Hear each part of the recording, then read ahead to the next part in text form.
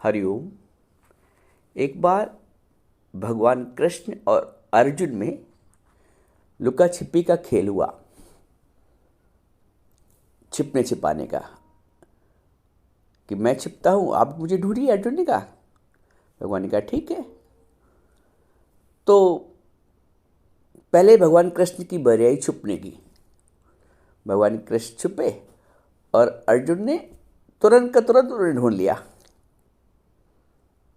ठीक है भाई, अब अर्जुन छिपे, अर्जुन की बारी आई।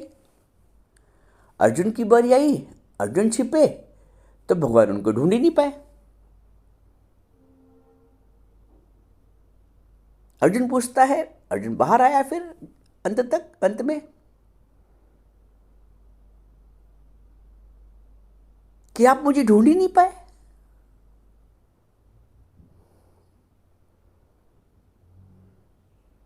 संसार भी यही पूछता है कि ये कैसे सर्वज्ञ भगवान हैं जो एक व्यक्ति को नहीं ढूंढ पाए। असल में कृष्ण की दृष्टि में दो नहीं है, ब्रह्म की दृष्टि में दो नहीं है, तो ढूंढे कौन? क्योंकि छिपने वाला और ढूंढने वाला दोनों एक ही है। छिपने वाला और ढूंढने वाला दोनों एक ही है, तो कौन कहाँ ढूंढने जाए? जो छिपा है वही ढूंढ रहा है, जो ढूंढ रहा है वही छिपा है। ये ब्रह्म की दृष्टि। तो कृष्ण की दृष्टि में जब दो हैं ही नहीं, तो कैसे ढूंढने से मिले कुछ? ये कैसे कोई कुछ खोया समझा जाए, छिपा समझा जाए? कृष्ण का भाव ये है कि सर्वत्र सर्वरूप में मैं ही तो हूं, और आत्मज्ञान, ब्रह्म ज्ञान, संपूर्ण अध्यात्म यही बताता है कि एको हम द्वितीयो नास्ति। आत्मस्वरूप से जब अपने स्वरूप को जानते हैं, तब हम ये पाते हैं कि आत्मस्वरूप से, आत्म तत्व से सर्वत्र मैं ही तो हूं। जैसे आपने विद्युत को तत्व से जाना, करंट को, तो आपको यह पक्का पता चल जाता है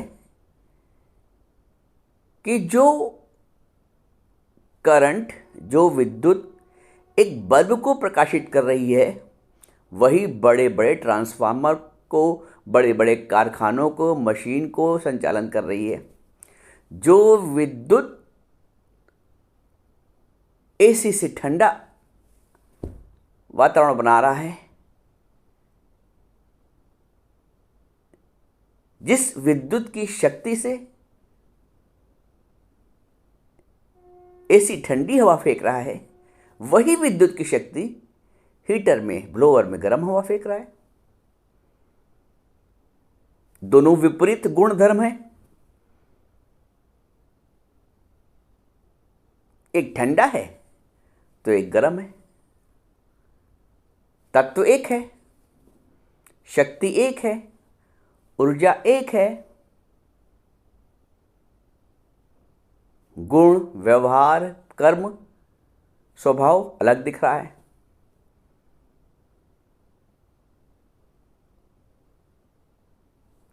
सांस, वैसे तो सांस का भाव था, तो बहु में गुण और दोष की दृष्टि थी। दोष अधिक दिखते थे, गुण कम दिखते थे।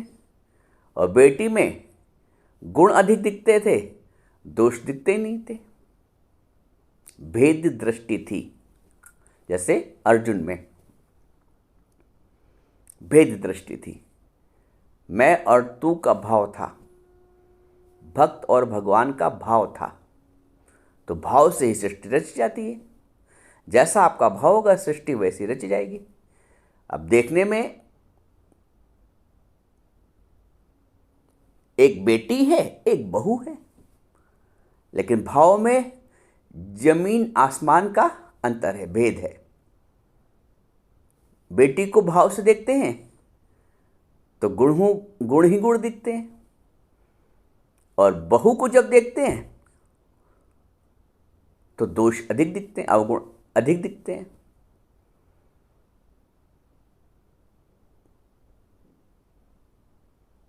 अपने को देखते हैं, अपने वालों को देखते हैं,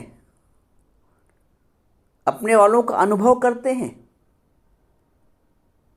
तो कस एक सकारात्मकता। एक देवरानी एक जेठानी के बच्चे हैं, वो उसके यहाँ रहने आया, अलग अलग रहते थे।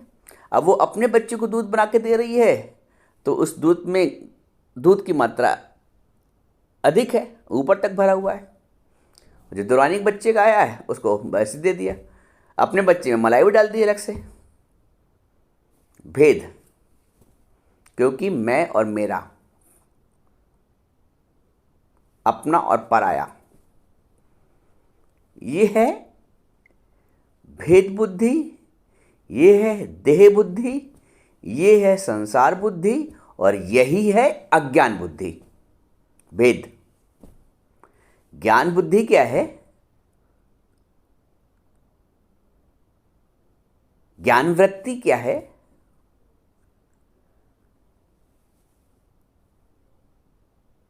कि मेरे पुत्र में और देवरानी के पुत्र में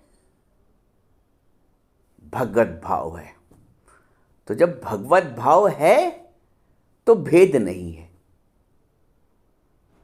अज्ञान में भेद है, ज्ञान में भेद समाप्त हो जाता है। वर्तन अलग अलग हो सकता है, परंतु भाव, व्यवहार सब नहीं हो सकता है।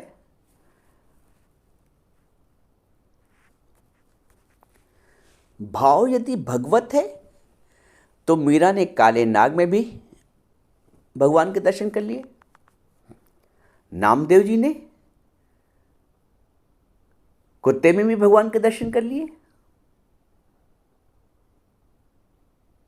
भाव।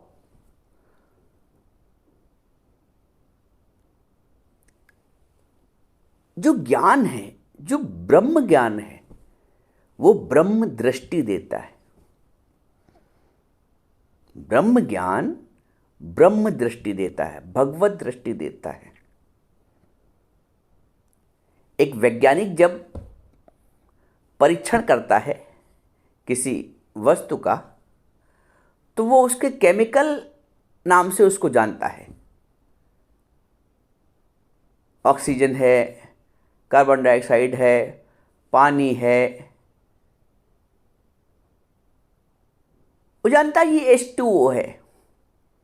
चांदी को जानता ही Ag तत्व क्या है।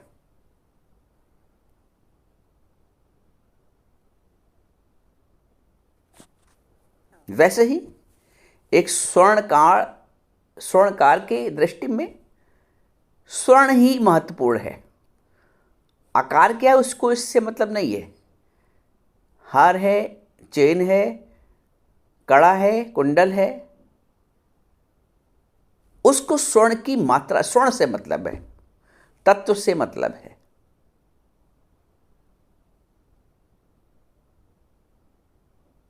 ब्रह्मज्ञानी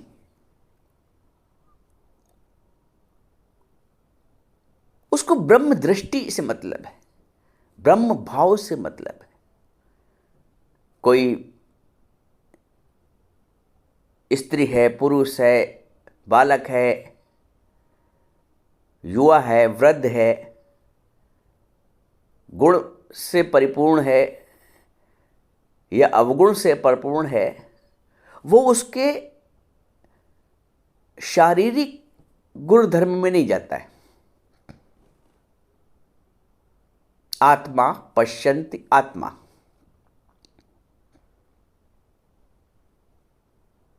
जो आत्मावान है, जो आत्मज्ञ है, आत्मा पश्यन्ते आत्मा, वो देखता है कि इसमें भी तो वही आत्म तत्व है, यही वही परम तत्व है। उसके लिए सबसे पहले आवश्यक है स्वयं आत्मज्ञ हों।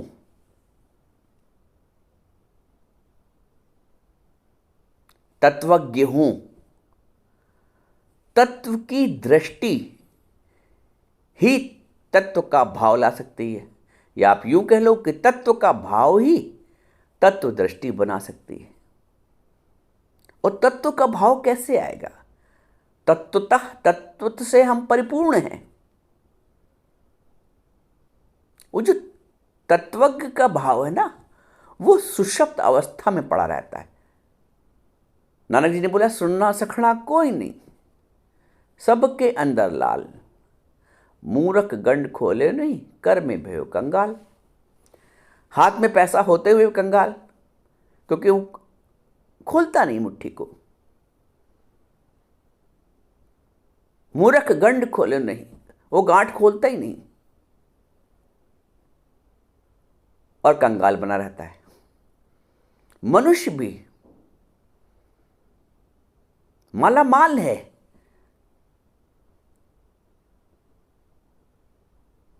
आनंद के खजाने से, जागृति के खजाने से, ज्ञान के खजाने से, परंतु बोलते नहीं मूर्ख गंड खोलने, अज्ञान में वो गांठ नहीं खुलती है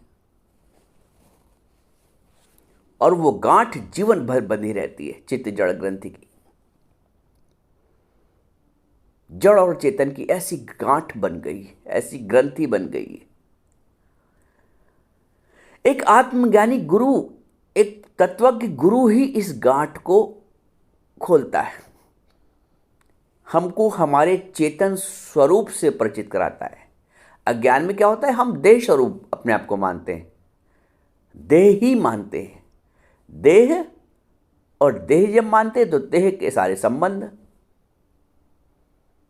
फिर उन संबंधों से वैसा बर्ताव, पुत्र से अलग बर्ताव, पुत्र वधू से अलग बर्ताव, अपने बच्चों से अलग बर्ताव तो पड़ोसी के बच्चे से अलग बर्ताव। मैं ये नहीं कहता हूं कि आप एक ही सा बर्ताव करो, मैं ये कह रहा हूं कि एक दृष्टि रखो। वर्तन एक सा नहीं हो सकता है। अब पानी जो बाथरूम में है वो भी पानी है, और जो किचन की टोटी से पानी आ रहा है वो भी पानी है। तत्वतः तो एक ही है, लेकिन हम बाथरूम के पानी को किचन में प्रयोग नहीं कर सकते और किचन का पानी बाथरूम में नहीं ले आते।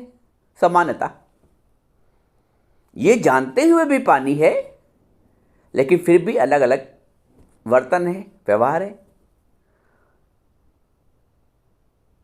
कुछ लोग यहां पे थोड़ा सा भ्रमित हो जाते हैं।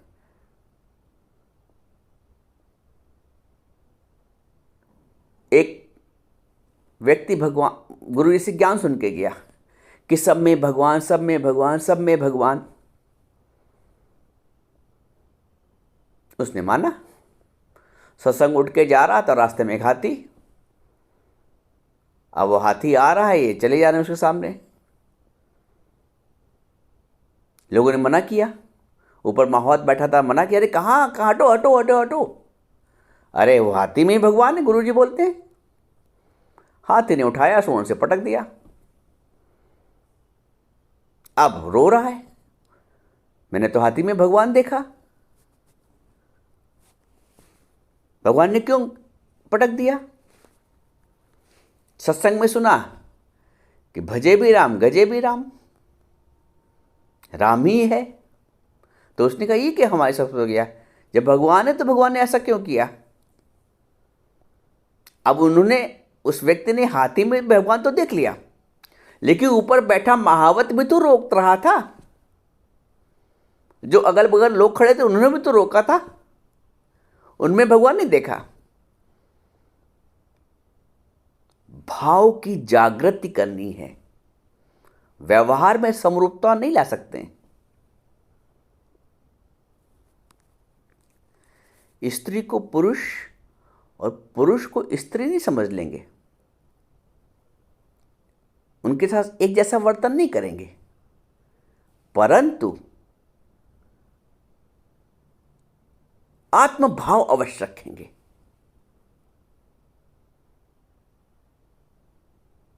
आत्म भाव अवश्य रखेंगे। वो अलग बात है कि एसी में भी वही तत्व है, करंट है, और ब्लोअर में भी है, लेकिन ब्लोअर की जगह एसी से काम नहीं लेंगे और एसी की जगह ब्लोअर से काम नहीं लेंगे। दोनों की गुणधर्म अलग अलग है, वर्तन अलग अलग है, व्यवहार अलग अलग है, तत्व एक है जिससे वो संचालित है, जिससे वो चेतना प्राप्त कर रहा है। तो जो स्त्री में चेतना है वही पुरुष में चेतना है, वही बच्चे में चेतना है, वही वृद्ध में चेतना है। व्यवहार और वर्तन अलग अलग है। गुरु हमें वो चेतन दृष्टि, वो चेतन शक्ति, वो चेतना का भाव देता है, वो एकाकी भाव देता है, विशेषज्ञ बना देता है। जैसे चिकित्सक वो विशेषज्ञ है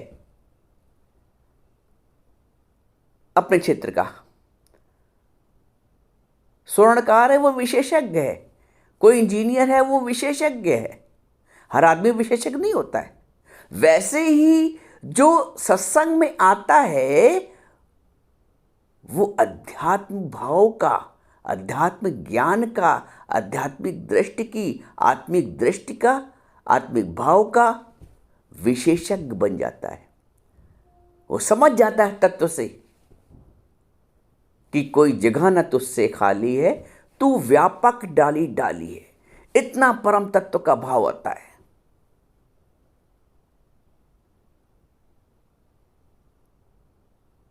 तो फिर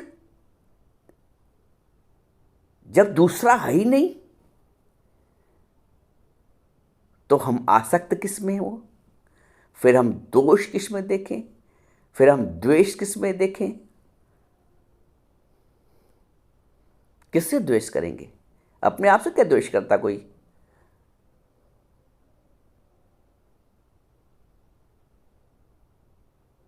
ये है आत्मभाव, आत्मज्ञान।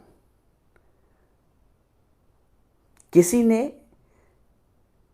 तुम्हें पूछ लिया, तुम्हारा मान कर लिया,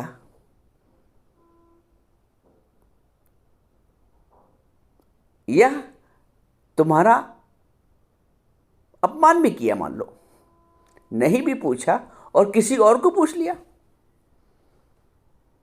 तो जो अज्ञान का भाव है, संसार का भाव है, संबंध का भाव है, वो तो यही कहेगा कि देखो हमको नहीं पूछा, उसको पूछा, एक कप पानी, एक कप चाय, उससे कहा आने को, मुझसे नहीं कहा आने को, उससे नमस्कार की, मुझसे नमस्कार नहीं, उसके पैर छू लिए, बगल में मैं भी खड़ी थी, मेरे पैर नहीं छुए। ये अज्ञान की दृष्टि है, ये संसार की दृष्टि है, ये देही की दृष्टि है।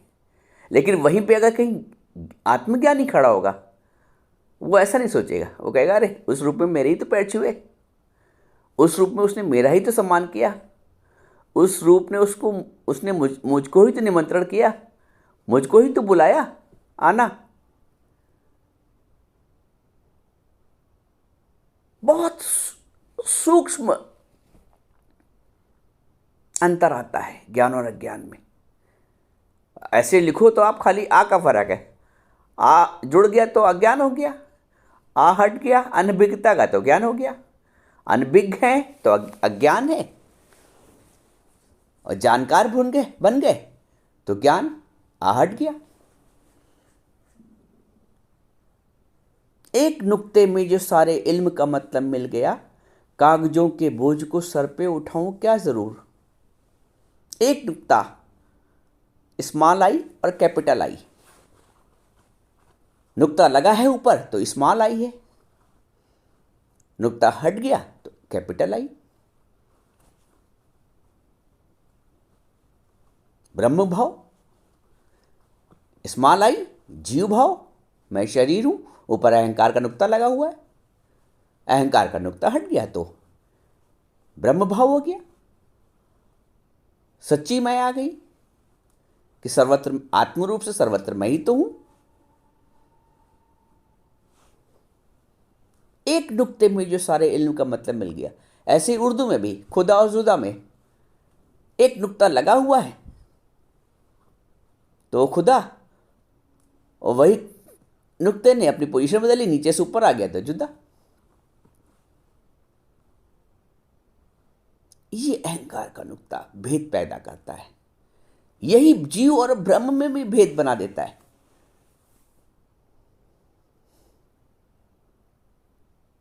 अंतर नहीं है। जैसे गंगा जल तब गंगा जल कहलाता है जब वो किसी बर्तन में आ जाता है, उपाधि में आ जाता है। ऐसे वो गंगा है, और जैसे ही आपने उसको उस प्लास्टिक के डिब्बे में भरा पानी घर लाने के लिए जल उसका, तो वो गंगा जल कहलाता है। वही गंगा जल ले लिया। गंगा से गंगा जल कब हुआ? जब उसकी उपाधि हो गई। और वही उपाधि अगर फिर डिब्बे से फिर गंगा जी बना दो जल, तो फिर वो गंगा हो गया। गंगा और गंगा जल में तात्विक दृष्टि से देखा जाए तो कोई अंतर नहीं, कोई भेद नहीं। लेकिन गंगा गंगा जल तब हो गई जब वो उपाधि में आ गई, एक बर्तन में आ गया। लोटे में रखा है तो गंगा जल, वही जब उपाधि खत्म कर दो वही गंगा जल, जिसको हम गंगा जल कह रहे हैं उपाधि के कारण, वही अगर हमने पानी, वही जल हमने अगर गंगा में डाल दिया दोबारा पुनः, तो फिर वो गंगा हो गया। गंगा के भाव में आए तो विराट स्वरूप हो गया, और ऐसे वो गंगा जल कहलाता है, किसी बर्तन में आ गया। तो हम जब देह के भाव में आते हैं तो जीव कहलाते हैं, और जब वो देह भाव, वो अहंकार का नुक्ता, वो मैंपन समाप्त होता है, उपाधि टूट जाती है देह भाव की, तो ब्रह्म स्वरूप हो जाते हैं। उपाधि में जीव है, और उपाधि जहां समाप्त की नाम और रूप की, ब्रह्म भाव हो गया। नाम रूप का नाश है, ब्रह्म का प्रकाश है। तो ब्रह्म का प्रकाश तब होगा जब नाम और रूप की उपाधि से ऊपर उठेंगे। इसीलिए हम लोग भजन गाते हैं कि ना मैं तन ही रहा, ना मैं मन ही रहा, सतगुरु मिलने से झगड़ा खत्म हो गया। झगड़े तभी खत्म होंगे संसार के जब वो तन और मन के भाव से, उपाधि से ऊपर उठोगे और आत्म भाव में आओगे।